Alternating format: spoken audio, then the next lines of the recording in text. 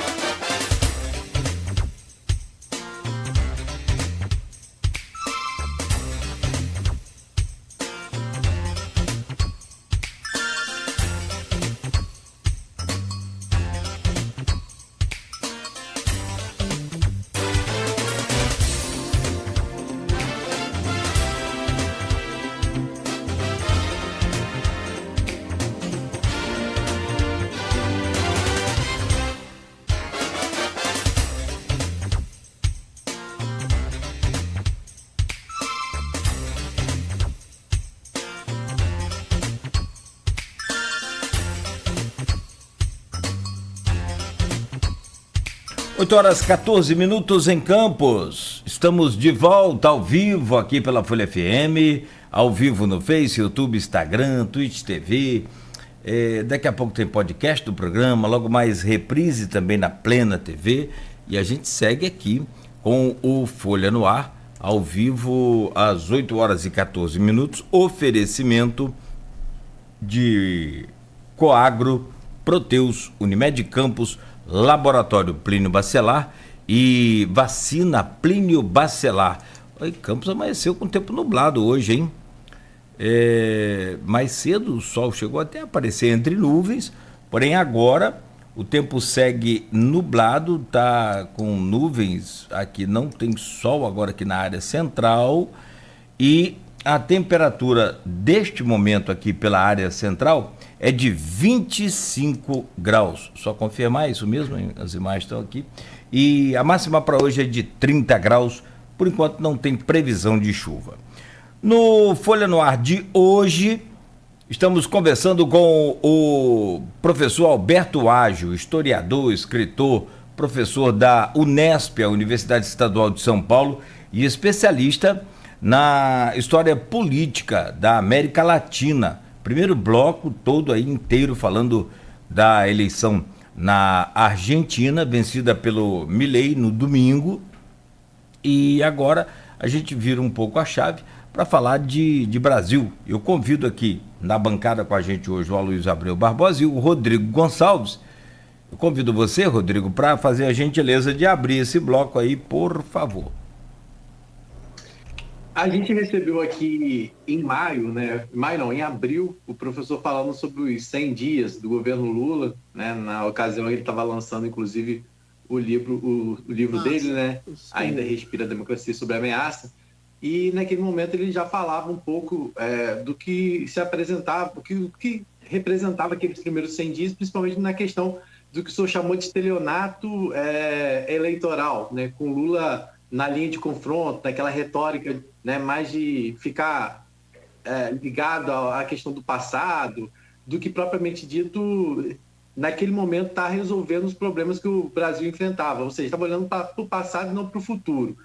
Passados aí 6 meses, desde aquela entrevista do senhor, o senhor continua com essa mesma visão ou o senhor acha que houve uma mudança também nesse perfil diante das cobranças que ele vinha enfrentando? Olha, eu continuo com a mesma opinião e agrego algumas outras coisas para mostrar, enfim, a minha leitura, né, sobre o que está acontecendo no governo Lula. Primeiro, levando em consideração assim que governar é muito complexo. Um país do tamanho do Brasil e um Estado como tem o Brasil, as suas instituições, é muito complexo. O governo Lula ultrapassou aquele primeiro momento, que era um momento de instabilidade, de reação aos derrotados. A extrema-direita agiu de maneira muito, muito dura, bruta e desorganizada. Então, a partir daí, houve uma feliz ação das instituições enfim, da democracia brasileira no seu conjunto, reagindo àquela situação. Se nós formos olhar de hoje para trás, algumas observações. O Lula permanece, lamentavelmente, voltado para a ideia de que se ele, no governo atual, conseguir repor aquilo que ele fez nos 2 primeiros governos, ele fará um bom governo. Do meu ponto de vista, isso é um erro lamentável. É um erro lamentável. O tempo não passou em vão, o mundo é outro e o Brasil é outro. E nós vimos que a sociedade se expressa politicamente de uma maneira bastante diferente. Permanecer compreendendo que o atraso social brasileiro, especialmente no Nordeste, como base de sustentação política, é um erro, é uma leitura equivocada do ponto de vista do futuro. Imaginar que ele, na parte mais avançada do país, é capaz de ser um fator de aglutinação, também é um equívoco. Então, veja o que acontece nas eleições agora de prefeito, né? Especialmente em São Paulo, no Rio de Janeiro, né? Nas grandes capitais. Ou seja, o PT é uma força escanteada, é uma força que tem que fazer muito movimento para poder estar participando de maneira competitiva nas eleições municipais. Nós vemos aqui em São Paulo, né, a candidatura do Boulos ocupando o lugar que o PT ocupava, e Boulos é um aliado do Lula, mas não é o Lula.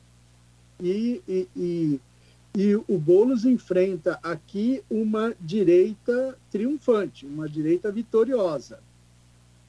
E eu não vejo com muito boas expectativas a performance do Boulos na capital de São Paulo.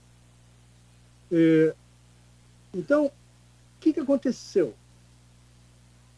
O Lula quis repor tudo aquilo do primeiro e segundo governo, Bolsa Família, os programas sociais, a ideia mosaica da igualdade de gênero, de étnica, etc., com alguns deslizes, né? Vide aquela manifestação horrenda lá no Ministério dos Direitos Humanos, né?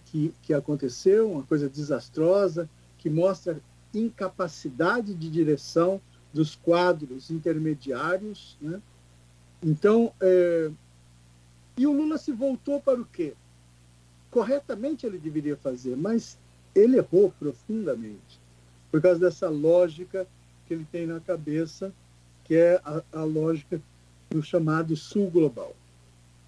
Então, o Lula foi, nesse primeiro ano, para a área externa, né? Valorizando a sua presença na área externa.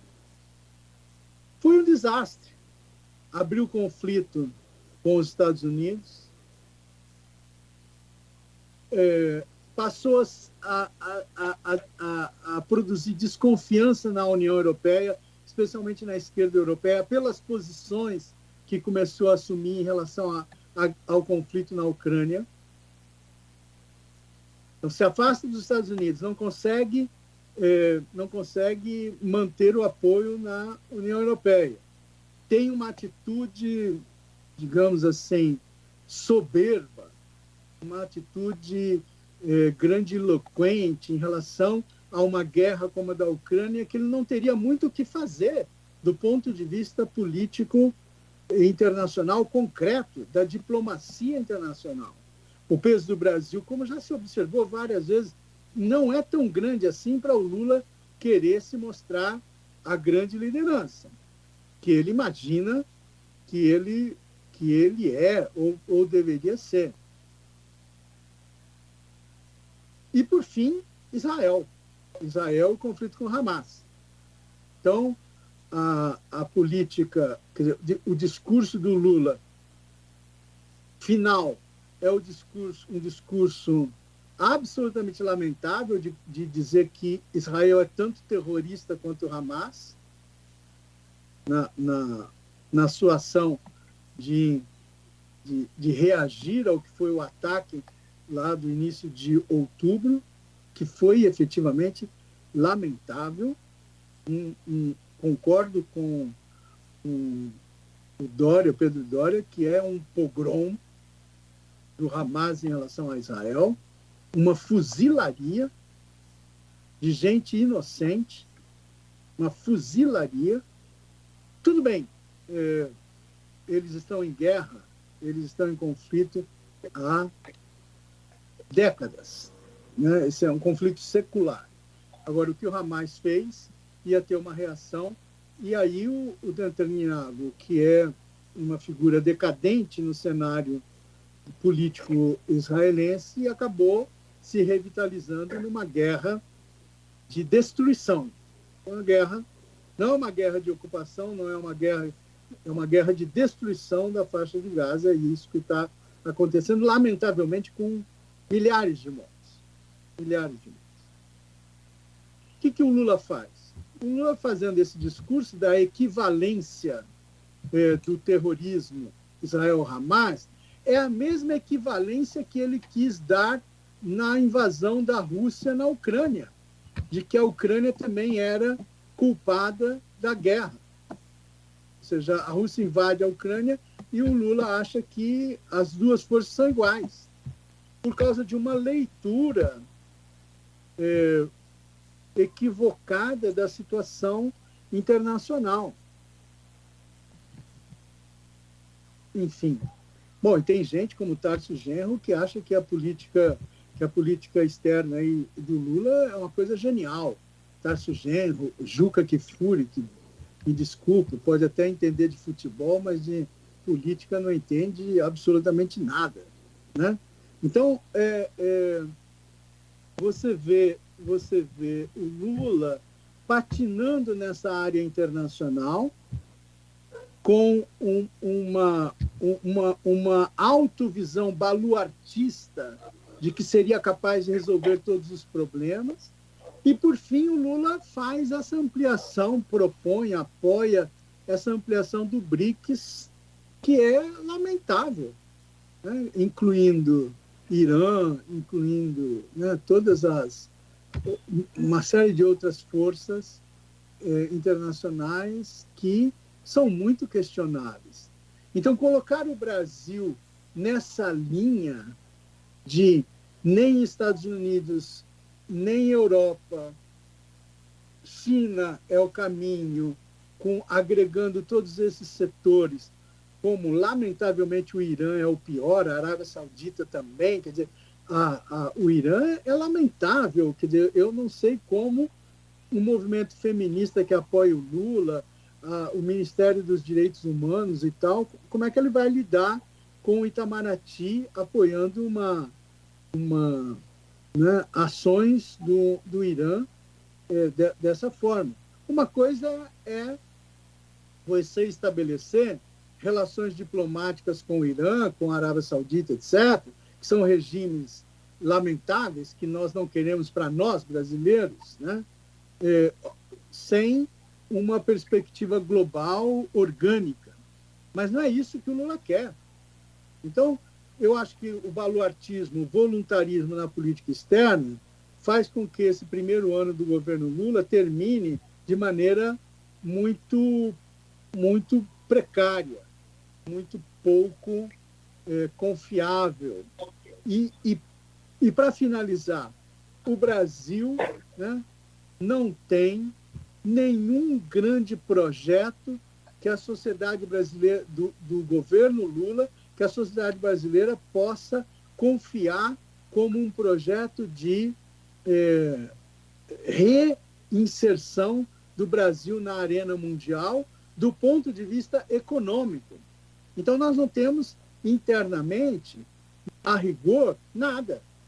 Então, nós temos lá aquela coisa do PAC, novamente, e nós já sabemos que tudo isso tem muito mais figuração do que qualquer outra coisa.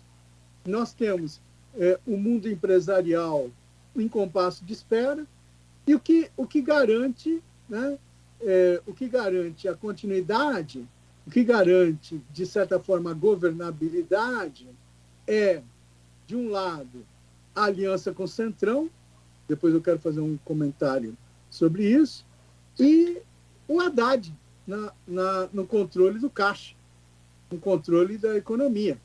Então, esse final do governo Lula, aqui, desse primeiro ano, é um final muito pouco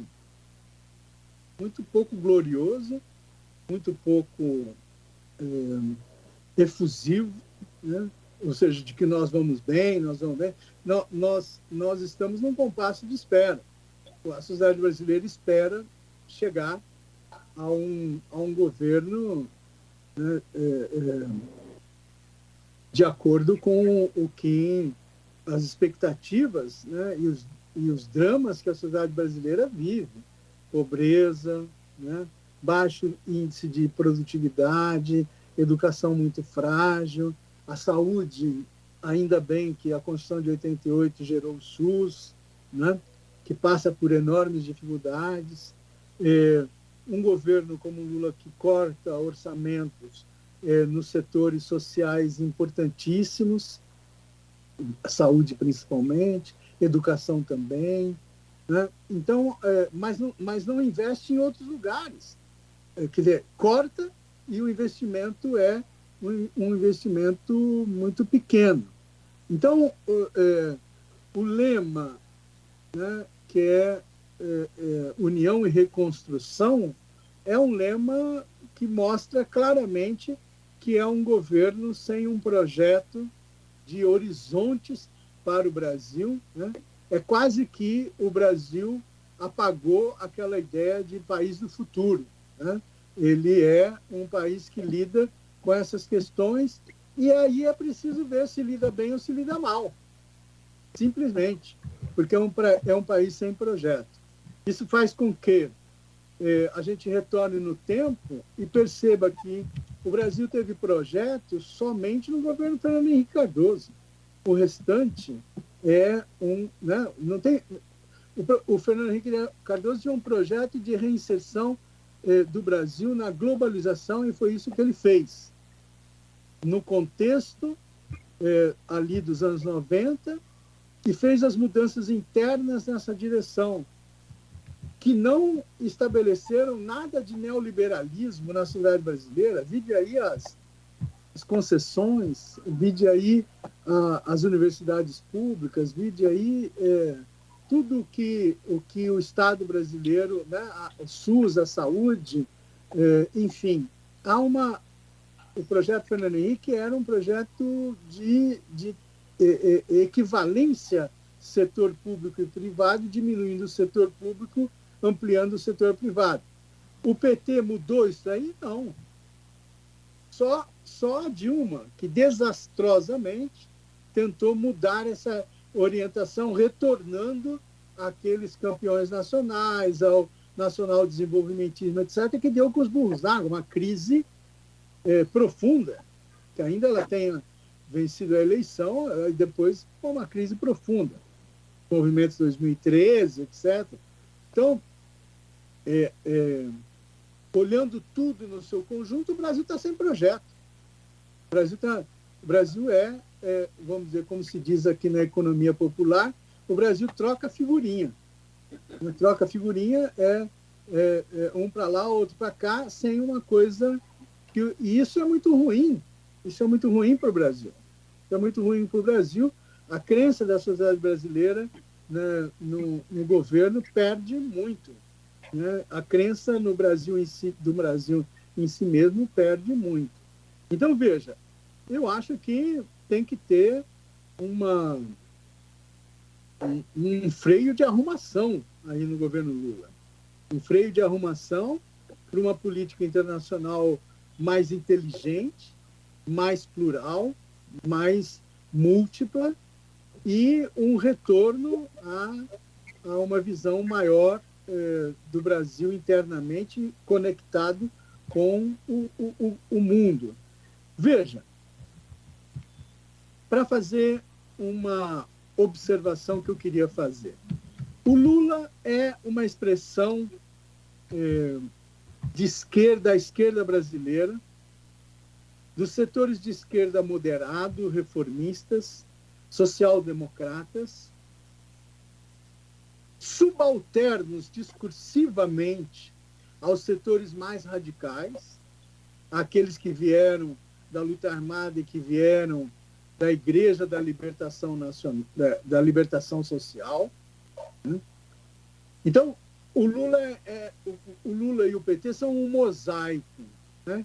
E esse mosaico teve muito êxito nos últimos 20, 25 anos. Né?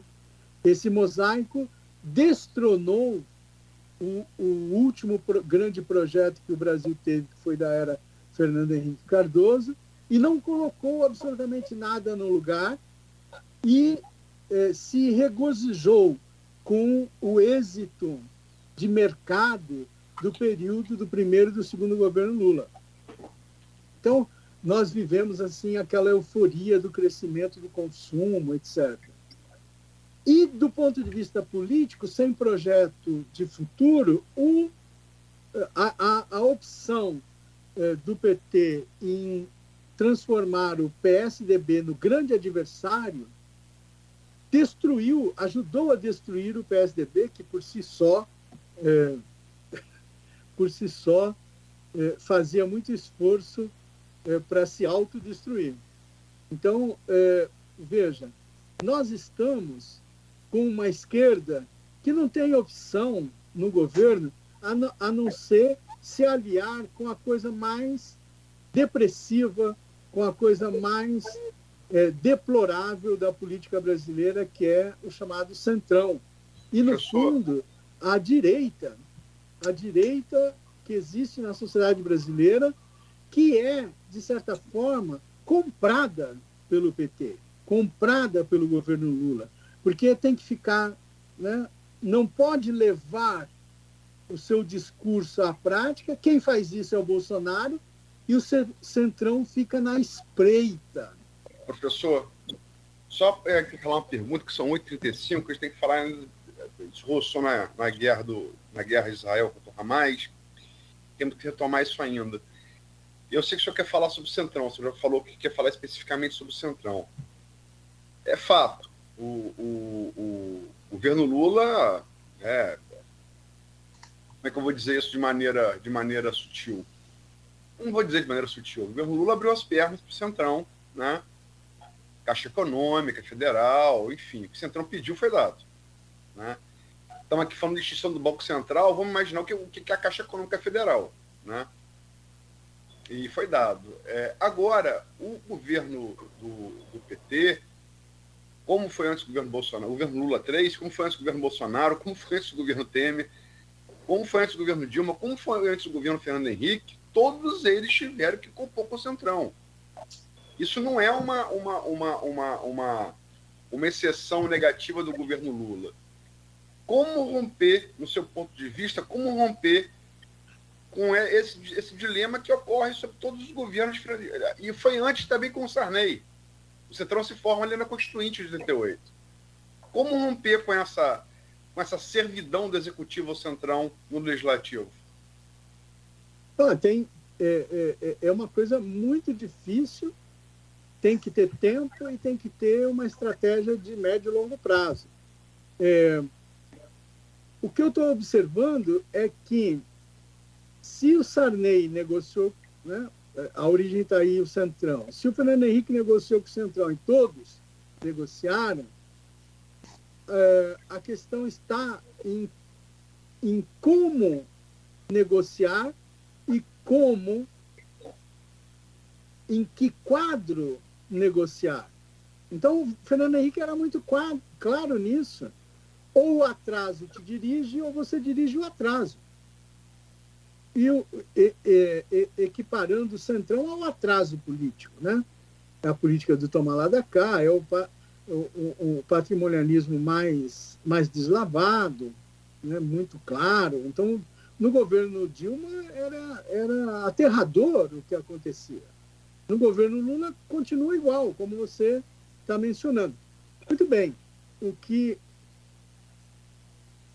só se vai superar esse tipo de coisa com uma aliança que seja um compromisso histórico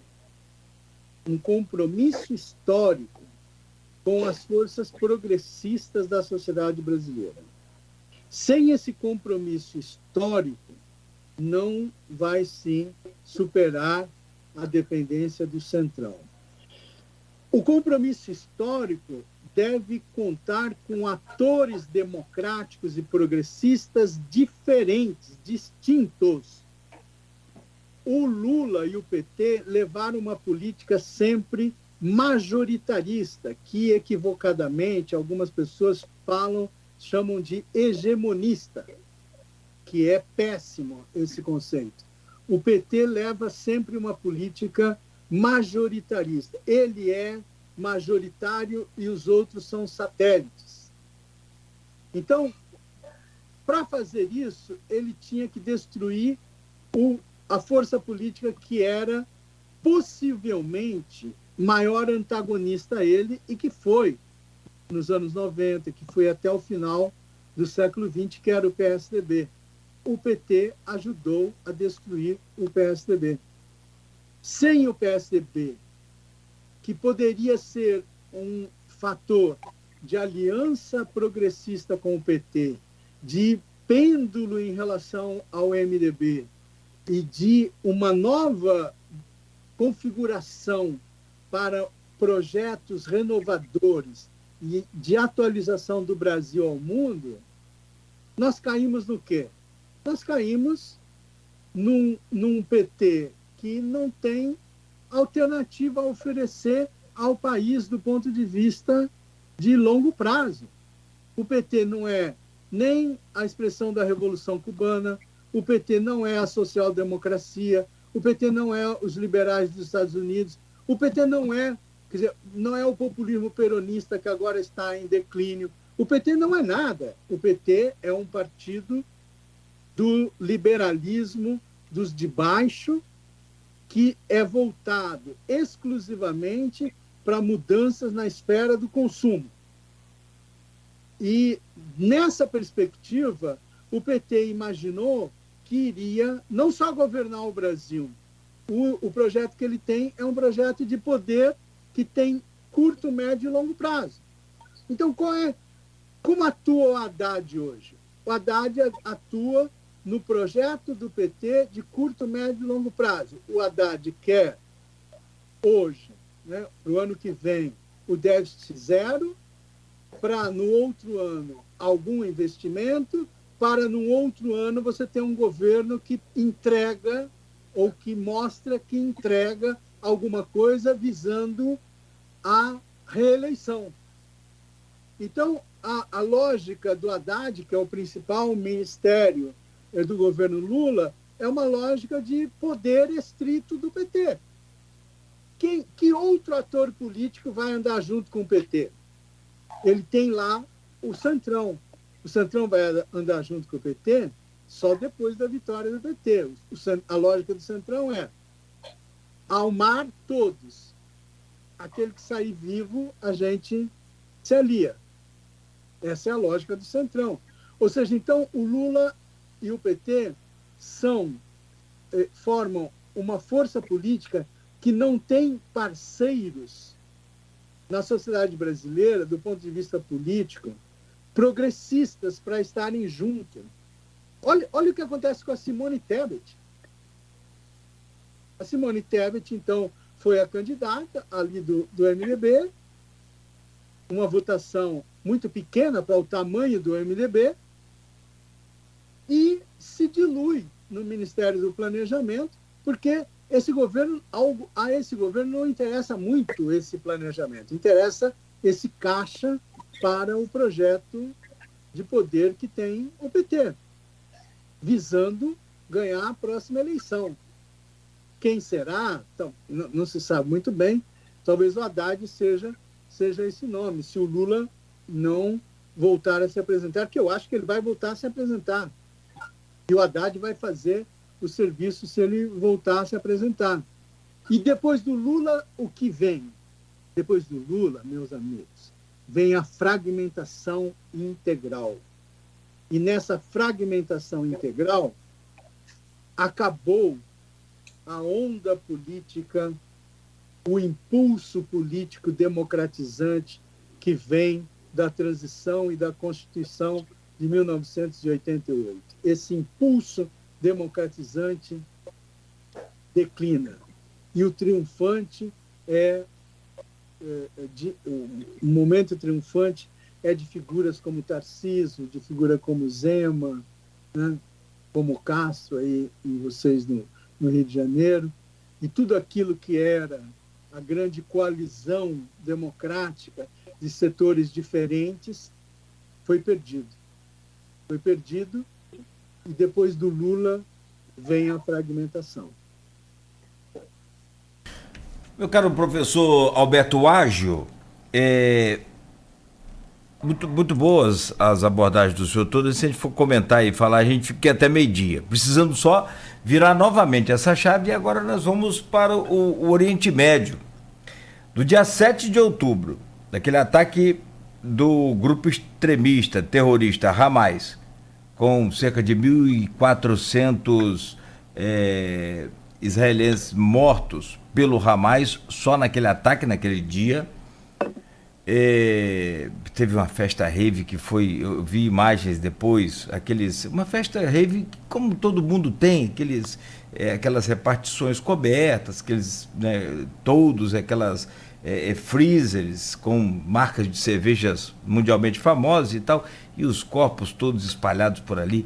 Enfim, eu tenho acompanhado muito essa questão dessa guerra. É um terror sem fim. Eu acho que não dá para a gente descrever assim com pouco tempo. Mas desse dia 7 de outubro, que o senhor já citou aí, desse ataque do Hamas, que causou uma surpresa aí ao mundo, já que Israel é uma das maiores potências em inteligência de autodefesa.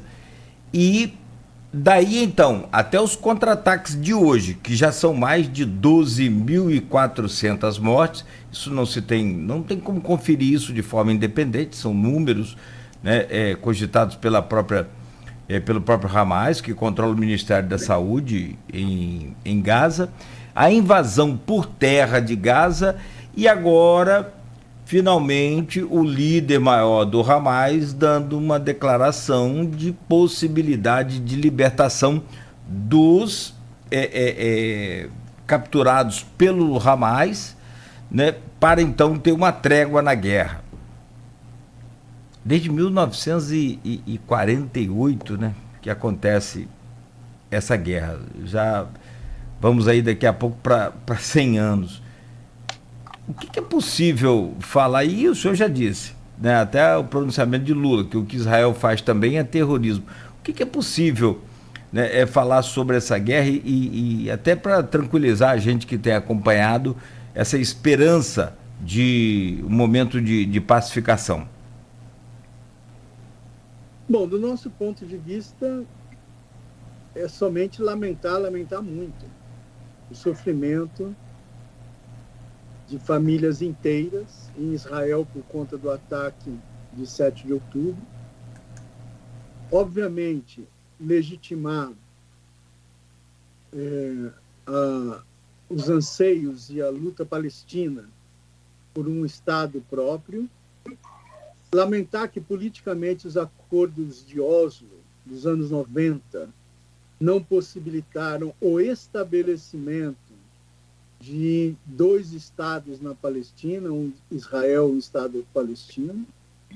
Lamentar mais ainda essa situação de beligerância aberta que nós temos hoje na Palestina e em Israel, que impossibilita a curto prazo nós pensarmos um Estado, ou melhor, 2 estados nessa região.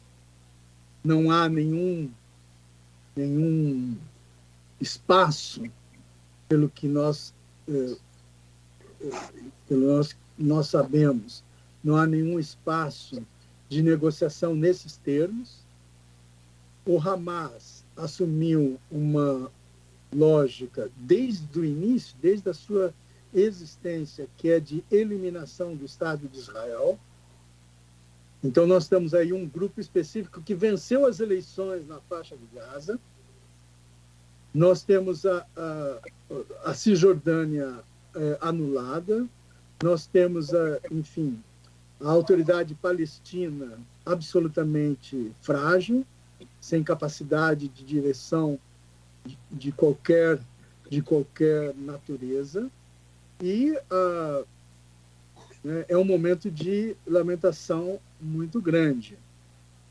As grandes potências percebem que não tem como, a partir do que o Hamas fez, estabelecer uma ponta de lança, China, Rússia, Estados Unidos, para conseguir equacionar o problema. Então, se percebe que não há nenhuma iniciativa diplomática nesse sentido, que poderia ter a Turquia como pivô, que poderia, enfim, chamar uma nova conferência, como foi a Conferência de Oslo, para tentar alguma coisa, mas ali nós tínhamos, do lado da Palestina, nós tínhamos o Yasser Arafat, nós tínhamos uma outra perspectiva mais negociadora e favorável aos dois estados. Agora a gente não tem, o Hamas não tem essa perspectiva dos 2 estados, o Hamas quer eliminar o Estado de Israel. O mesmo Hezbollah, que instabiliza completamente a situação do Líbano, e a Síria, que é um país que saiu agora de uma guerra fratricida terrível. Então, não há muita alternativa no Oriente Médio a partir daquilo que fez o Hamas. Eu acho que aquilo que o Hamas fez, do meu ponto de vista, é uma verdadeira loucura do ponto de vista estratégico. Eu não sei, alguém que talvez tenha sido o Azedo que comparou a ação do Hamas ao que foi a investida Tet lá na Guerra do Vietnã, né?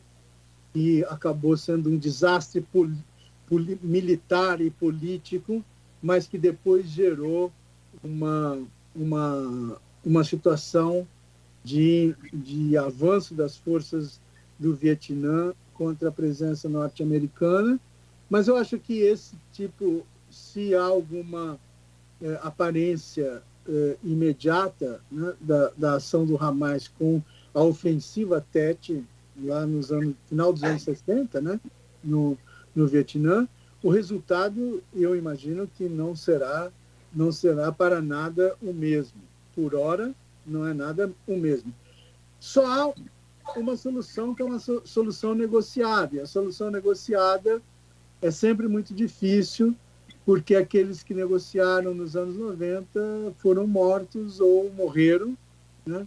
E o espírito mais reativo e bélico frente à situação que vem desde os anos 40, né, 47, 48, quando se impõe o Estado de Israel pela ONU, é uma situação difícil, porque os palestinos estavam ali e perderam as suas terras. Há grupos que dizem, não, só paramos quando retomarmos as terras dos nossos avós. Então, essa é uma guerra sem fim à vista. E do ponto de vista do nosso pacifismo, né, de certa forma, a gente tem que se definir assim, né? Nós somos pacifistas, é melhor do que qualquer outra situação, né? Especialmente numa situação tão sem saída como essa guerra, né? Nós temos que encontrar uma saída. Então, vejam, a postura até do governo Lula, que antes não chamou o grupo Hamas, não chamou a ofensiva do Hamas em 7 de outubro de terrorista. Pega lá as declarações do governo Lula imediatamente após o acontecimento. Ele não se reporta. Primeiro, não se reporta ao Hamas. Segundo, não chama de terrorista. Então, quem está na cabeça da política externa do governo Lula leva o governo Lula a posições muito indefensáveis do ponto de vista internacional.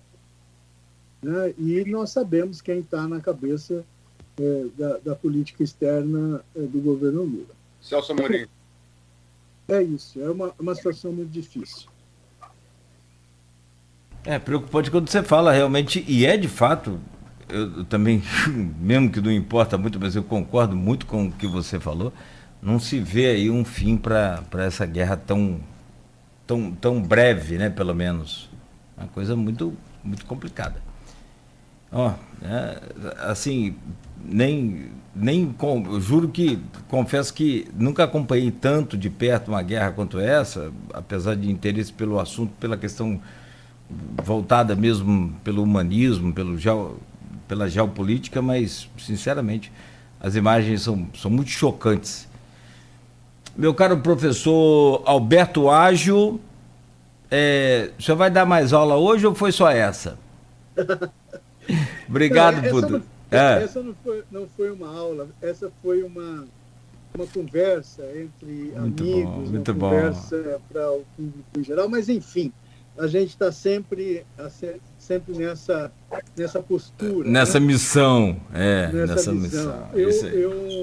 Eu já estou aposentado, só dou cursos especiais, né? Acabei de dar um curso especial agora na USP, no programa de América Latina que tem a USP, que é o PROLAN, um curso sobre o período Allende, né? Que terminou agora, os alunos estão entregando os trabalhos. Do ponto de vista intelectual, eu trabalho agora na tradução de um livro, né? Assumi agora a tradução de um livro em italiano, que é esse livro aqui, acho que vai sair tudo ao contrário, O Príncipe Moderno de Gramsci, da Francesca Iso.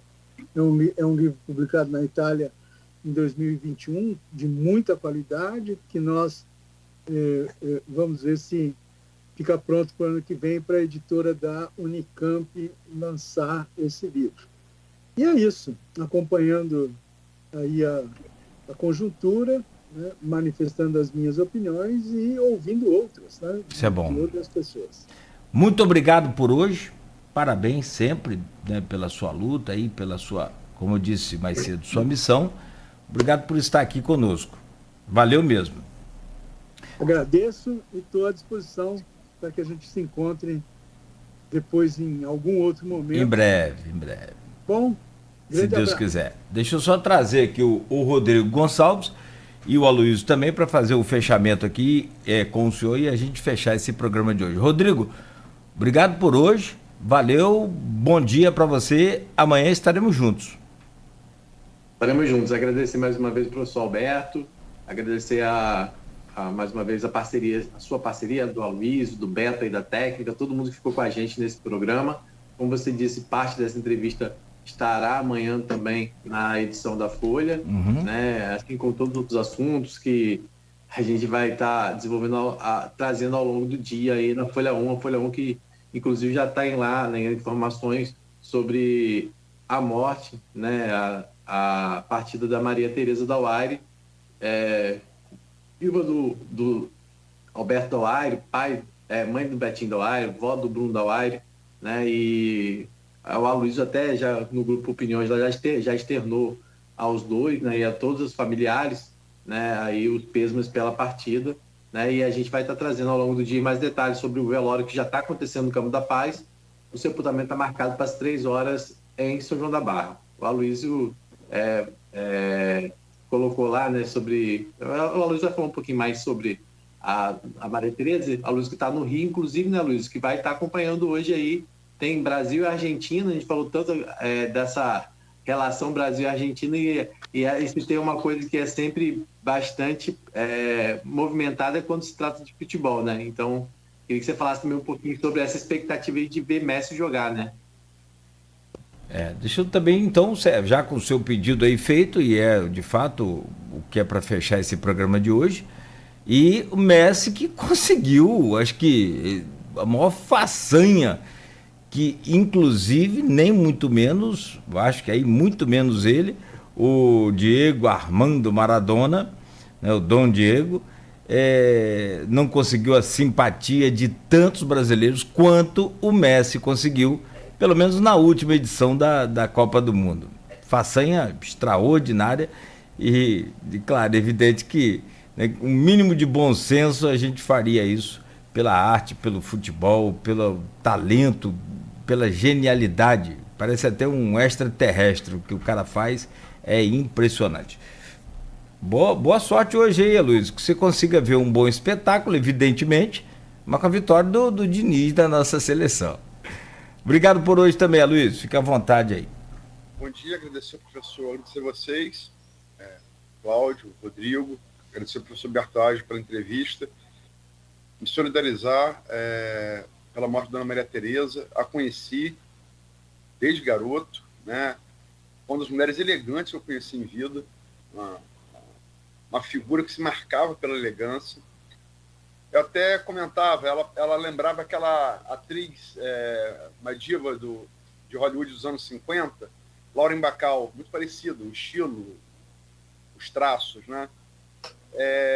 Foi esposa de Alberto Dauari, que marcou a época, foi várias vezes deputado estadual, prefeito de São João da Barra, mãe de Betinho Dauari, 2 vezes prefeito de São João da Barra, né? Avó de Bruno Dauari, que está no 2º mandato como deputado. Enfim, fica o nosso pesar aí. Em relação a Messi, eu escrevi o que tinha que escrever sobre isso no sábado, né? Eu tive a honra, o privilégio de poder ver Zico jogar no Maracanã, eu vi Maradona jogar no Maracanã, eu vi Romário arrebentar o Uruguai do Maracanã e classificar o Brasil para 94.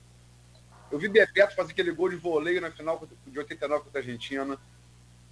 Eu já vi Xavi e Iniesta na seleção, companheiros de Messi no Barcelona, na Copa das Confederações, na inauguração do novo Maracanã. O final deu muito certo para a gente, que foi a Copa de 2014, o 7-1 da Alemanha. Mas enfim, eu vi Xavi e Iniesta jogarem. Eu vi grandes gênios jogarem. Não tive a chance de ver Zidane, porque é um jogador europeu, né? Joga pouco aqui. Mas certamente é o que vocês falaram. Eu acho que, assim, é discutível quem foi melhor, Messi ou Maradona. Agora, acho que é indiscutível, nós, quanto brasileiros, que totalmente achamos Pelé superior aos dois, nunca um jogador argentino levou tantos brasileiros a torcer pela Argentina quanto o Messi. Maradona não conseguiu isso.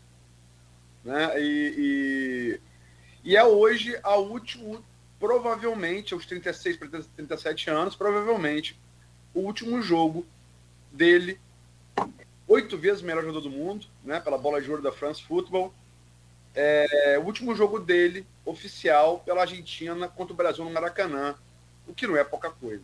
Né? É um dos maiores gênios que esse esporte tão apaixonante já produziu. E vou ter a honra, se Deus quiser, de vê-lo jogar mais tarde. Lógico, vou comemorar, sou brasileiro. Mas não vou mentir, se for gol de Messi, também...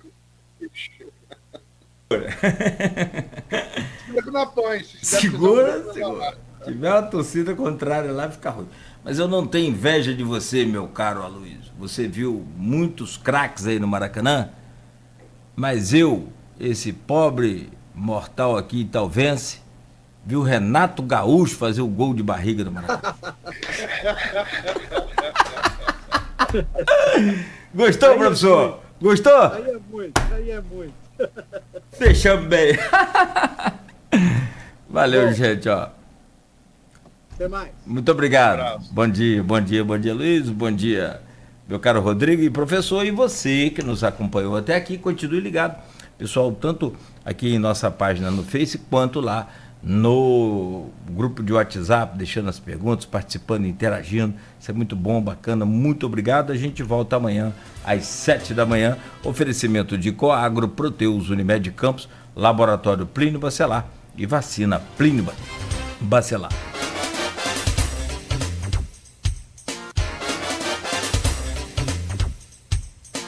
Tá na hora de economizar energia com a Eletricampus.